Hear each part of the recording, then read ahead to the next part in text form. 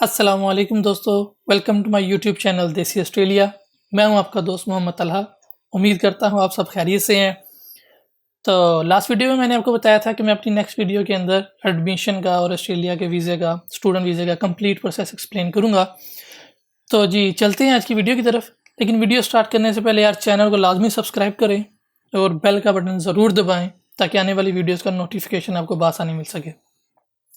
तो आज की वीडियो स्टार्ट करने से पहले मैं आपको एक चीज़ पहले ही क्लियर कर दूं, क्योंकि सबके ज़हन में ये क्वेश्चन आता है कि यार जो प्रोसीजर है ना एडमिशन का, वो एफएससी के बाद जो कि बैचलर के लिए अप्लाई करता है उसके लिए और मास्टर्स के लिए और पीएचडी के लिए तकरीबन सेम है, लेकिन कुछ चीज़ें डिफरेंस हैं।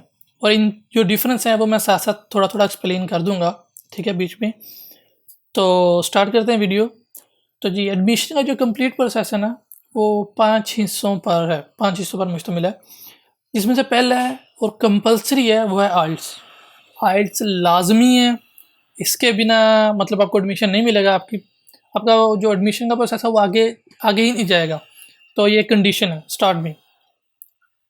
सेकंड आ जाता है ऑफर लेटर यूनिवर्सिटी से। थर्ड आ जाता है जीटी अप्रूव करना। फोर्थ पे आ जाता है कि आप अपना सीओई हासिल करते हैं। और 5वें नंबर पे वीज़ा। तो जी आइल्स की बात करते हैं सबसे पहले। तो जी आइल्स के अंदर जो रिक्वायरमेंट्स है ना वो सेम नहीं है हर यूनिवर्सिटी की, ऑलमोस्ट सेम है, लेकिन थोड़ा थोड़ा डिफरेंस होता है लाइक। और डिग्री पे भी डिपेंड करता है और यूनिवर्सिटी रैंकिंग पे भी डिपेंड करता है कि किस लेवल की यूनिवर्सिटी है। तो जो जर्नली यूनिवर्सिटीज डिमांड कर रही है ना, वो कुछ यूँ है कि वो कहते हैं कि overall 6 bands with no less than 5.5 और with no less than 6 in each. तो मतलब सब के अंदर सब मॉड्यूल में भी 6 होने चाहिए और ओवरऑल भी 6 आए, या किसी एक में 5.5 हो जाए, ठीक है। मास्टर्स के लिए भी तकरीबन इतना ही है। मास्टर्स के लिए मेरे ख्याल से नो लेस देन 6 है। और पीएचडी वालों के लिए तो बहुत ज़्यादा है, वो तो मेरे ख्याल से 8.5 पे हैं पीएचडी वाले। और दूसरी बात करें अगर हम आइल्स के अंदर के, अगर आपका आइल्स रिक्वायर्ड बैंड नहीं आते और आपका एडमिशन काफ़ी करीब है कि मतलब डेट गुजर जाएगी अगर आप दोबारा आइल्स में लग गए हो, तो यार उसका दूसरा ऑप्शन एलिकोस भी होता है।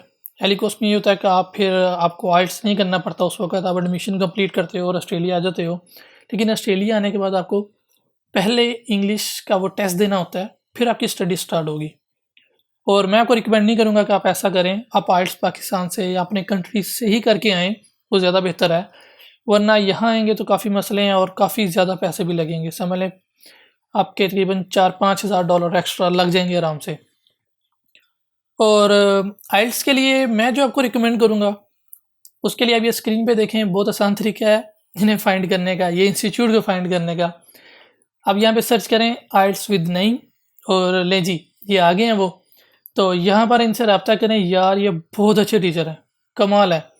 आप इनसे कांटेक्ट करें, इनसे सीखें यार, ये काफ़ी समझ लें फ्रेंड बन के आपको सिखाएंगे। और वाकई जो जो जिसे कह लेना आप मेन टिप्स हैं और आपको ट्रिक्स सिखाएंगे कि आपने कैसे ये टेस्ट में अपने रिक्वायर्ड बैंड्स क्या उससे ज़्यादा लेने हैं, बल्कि ज़्यादा आएंगे। और सेकेंडली इनकी बताई हुई चीज़ें सिर्फ वहाँ तक काम नहीं आती। मैं ऑस्ट्रेलिया आ गया था तो मुझे असाइनमेंट करनी थी, तो उसका स्ट्रक्चर भी मैंने इन्हीं की बताई हुई टिप्स के ऊपर ही उनको फॉलो करके किया था। मेरे काफ़ी अच्छे उसके अंदर स्कोर मिला था मुझे। तो लाज़मी इनसे करें, क्योंकि दूसरे इंस्टीट्यूट मैंने 1-2 को देखा भी है, वो जस्ट आपको बुक पकड़ा देते हैं और कहते हैं प्रैक्टिस करें, तो प्रैक्टिस से अब नहीं चलेगा आपको लाज़मी। तो आप, मेरा मशवरा यही है कि यार आप लाज़मी से एटलीस्ट 1 टाइम कॉन्टैक्ट ज़रूर करें।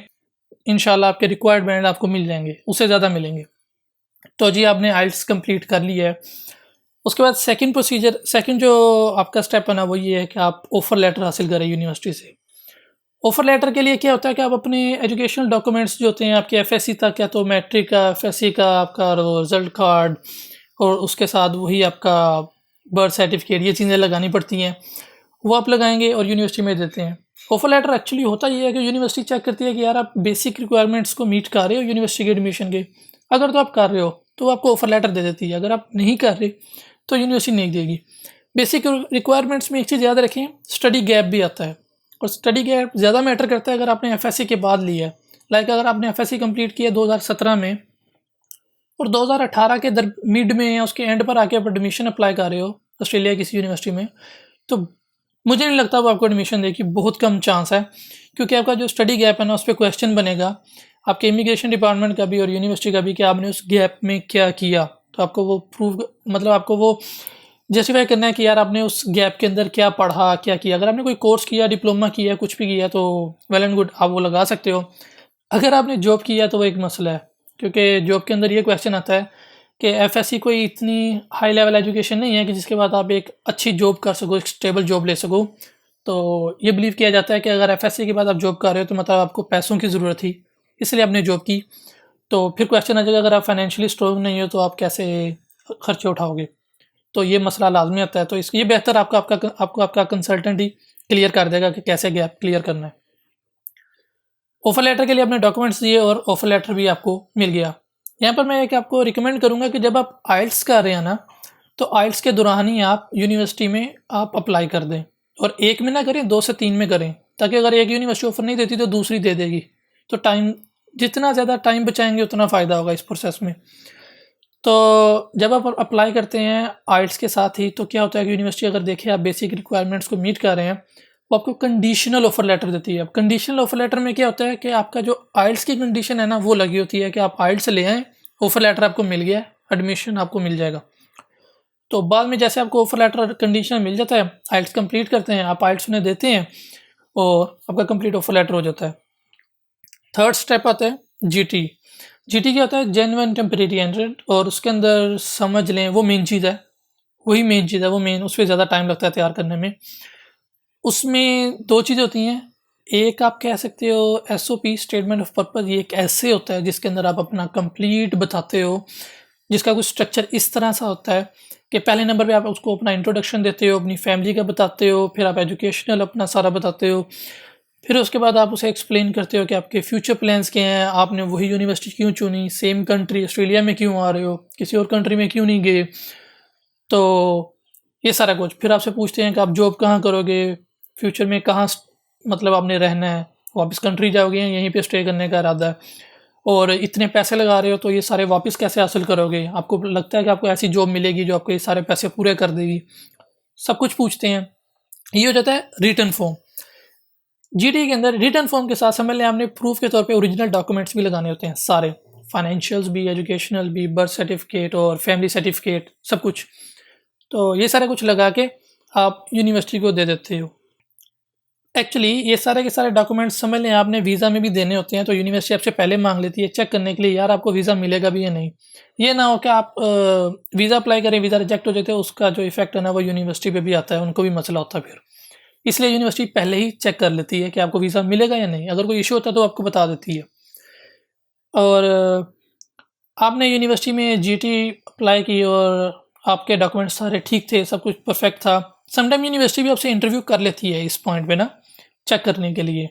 तो वो इतना कोई इम्पोर्टेंट होता है, लेकिन इतना ज़्यादा नहीं होता जितना कि वीज़ा का इंटरव्यू होता है। तो इम्पोर्टेंट लाजमी होता है। तो आप एक चीज़ याद रखें, आपने जब भी एसओपी लिखनी है ना, एसओपी को याद में आपने याद कर लेना है। ज़ुबान नहीं याद हो आपको, आपसे कोई क्वेश्चन पूछे उसमें से आपको पता हो क्या लिखा हुआ है, कोशिश करें आप खुद ही एसओपी लिखें, ज़्यादा बेहतर है।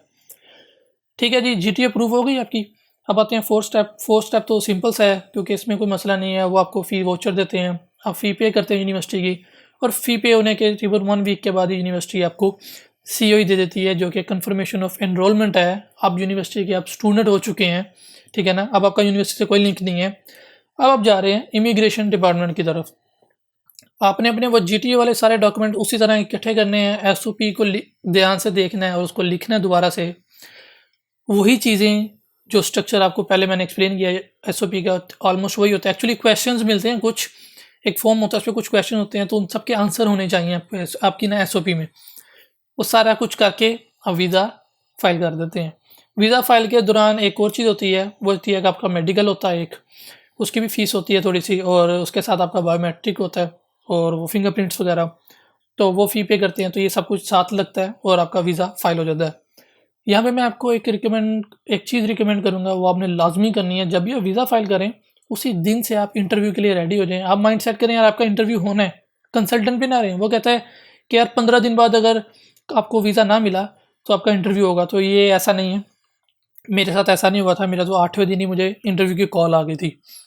तो मैं आपको रिकमेंड करूँगा यार, आप लाजमी जब आपने वीज़ा फ़ाइल किया है, आप SOP को ज़ुबानी याद करें, अपने सारे डॉक्यूमेंट्स बार बार देखें, डेली पढ़ा करें उसे एटलीस्ट 2 दफ़ा, ताकि आपको याद रहे और इंटरव्यू के लिए रेडी रहें, क्योंकि वो काफ़ी प्रेशराइज करके आपको ना क्वेश्चन पूछते हैं, ताकि अगर आपने कुछ झूठ बोला तो आप उसका सच बता दो, ताकि उन्हें पता चल जाए कुछ फ्रॉड नहीं है। तो जी, ये कंप्लीट प्रोसेस है। अगर आपके डॉक्यूमेंट्स ठीक है तो एम्बेसी आपको वीज़ा दे देती है। इसके अंदर मैं एक चीज़ क्लियर कर दूं कि यार, अगर आपका ऑफ़र लेटर आपको यूनिवर्सिटी नहीं देती है, रिजेक्ट करती है, ऑफ़र लेटर नहीं मिलता, तो कोई इशू नहीं है, कोई मसला नहीं है। अगर उसने आपको अभी ऑफ़र लेटर नहीं दिया तो मे बी 6 माह बाद, साल बाद दोबारा अप्लाई करो तो वो दे देगी, कोई इशू नहीं है। अगर आपने फ्रॉड की वजह से वीज़ा रिजेक्शन ले लिया है, आपको वीज़ा रिजेक्ट हो गया है, तो भूल जाएँ आप, आपको 8-10 साल के लिए बैन कर दिया जाएगा और उसके बाद भी वीज़ा मिलना बहुत मुश्किल ही होगा, बहुत मुश्किल है दोबारा वीज़ा मिलना। और इसमें एक और चीज़ आती है कि वो वीज़े की एप्लीकेशन में पूछते हैं कि कहीं और से वीज़ा रिजेक्शन मिला हुआ है या नहीं, तो उसमें बराए मेहरबानी झूठ ना बोलें। आपका यार सिस्टम के अंदर सारा रिकॉर्ड है कि आपको कहाँ-कहाँ से रिजेक्शन मिला हुआ है, क्या-क्या मसले हुए हैं, तो सच-सच बता दें, उससे कोई मसला नहीं होता। अगर आप झूठ बोलेंगे तो फिर मसला हो जाता है। जब मैं अपना ये एडमिशन के प्रोसेस में था, तो मैं कंसल्टेंट के पास बैठा था, तो एक बच्चा आया था, वो कह रहा था कि सर मैंने ना कनाडा का रिजेक्शन लिया हुआ था, तो यूनिवर्सिटी ऑस्ट्रेलिया में जब मुझे इमिग्रेशन वालों ने ये क्वेश्चन किया कि आपको कोई रिजेक्शन मिला, तो मैंने वहाँ पे लिखा था नो।